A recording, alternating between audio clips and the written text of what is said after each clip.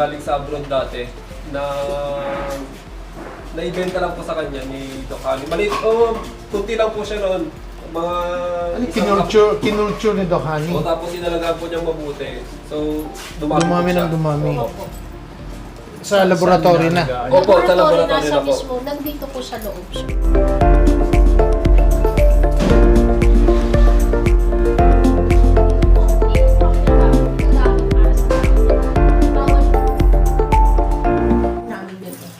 Hindi, paano kinukuha yung kefir?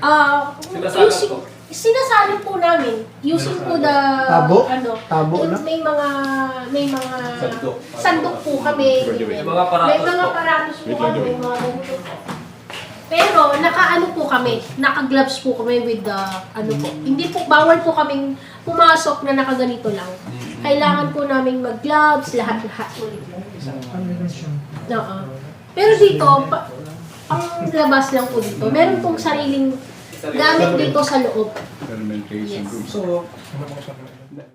naipasok galing sa ibang bansa. Yung kefir po, sir. Oo. Yung kefir. Binigyan po binili siya ng kaibigan niya na ano. Yung kaibigan niya rin dala dito o siya nag-uwi dito? Yung kaibigan niya po, sir. Parang regalo. Parang regalo. Tapos dumami po siya ng dumami. Hindi dumaan sa quarantine na. Dumaan Dumaan po, lahat, sir. Dumaan. Kasi na-certified po tayo sa halal na eh. Pero nung tayo, Certified na yes, rin. yes po. Halal na po siya eh. May KLA na rin siya. Ay, ano? May LTO, sir. LTO na Meron rin. na po. Meron na po lahat kompleto. Yan po yung mga sample namin pagka nagbubuti po kami. Ganun. Meron Yes, po kaming meron sample pong na may ibibigay sa mga inyo sa- red beach siya. Iba-iba ba? Iba-ibang flavor. Isang bote. Parang ano. Opo. Pero ano ito, walang na-check. Meron po, meron sir. Meron, i-check pa lang namin yan. Bali, pagka Ano yung tumatagal kayin? na po yan, sir. Kayin sir, that's nagiging chili. Chili. Chili po siya. Good for the heart po siya. Manghang siya. Kunti lang, kunti lang. Meron pa O, wala po grapes, siyang no? ano, Yes po, yes. Hindi, mas mahal ba yun? Pero kung gusto O, pare-pareho. Pare-parehas lang din po. Pare-parehas. Kasi meron po kasi sa mga customer po natin, meron naghahanap ng kayin, may naghahanap ng grapes, mga red beets, ganyan. Oh. Lalo na po sa Eh, tournament. pag nabuksan na siya, pwedeng hindi maubos. May isasara mo pa uli. Opo, opo. Hindi mo kailangan ubusin sa isang Gano'n ba karami? Ang Hindi sa naman ilang- po. Pag uminom po tayo niyan, is 30 ml lang po to 60 ml. Once a day. Once a day o twice a day po. Once a day. Nilalagay na po namin tapos ready to banding na po yan. Dito na lahat. Dito na lahat na Dito po nangyayari. Pagka banding na po, dito na ba nililibis? Ilan ang marunong magtimpla? Kami lang, sir.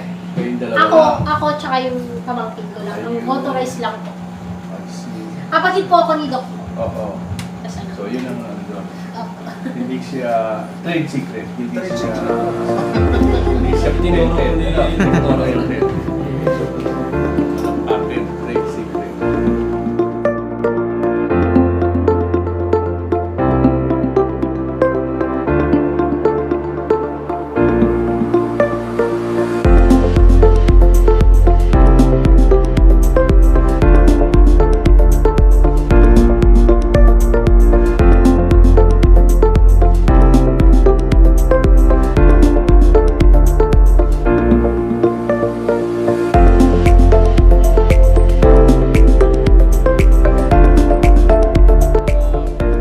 From what I saw in the ang tawag dito, the tarpaulin outside, our help was in the procurement of some equipment that would more or less improve the process and improve the processing capacity. So hindi na siya mga mano-mano. So ginamitan na ng mga equipment sa pagbabattle, sa yung mga yan ay importante dahil na-maintain ang quality at saka mas madaling i-maintain yung safety. Standard naman po ang aming proseso dito. Pagka na-approvean yung kanilang application na medyo mahaba din ang pinagdadaan ng proseso kasi yan marami nag-evaluate ay ipoprocure na yung kailangang mga equipment. Alam mo, hardware, in some cases may software din na pwedeng i-procure. Pero on almost all cases, hardware, yung mga equipment. At yan ay magagamit nila agad, okay? Pag pinrocure yung equipment, yan ay nasa pangalan pa rin ng DOST. Okay?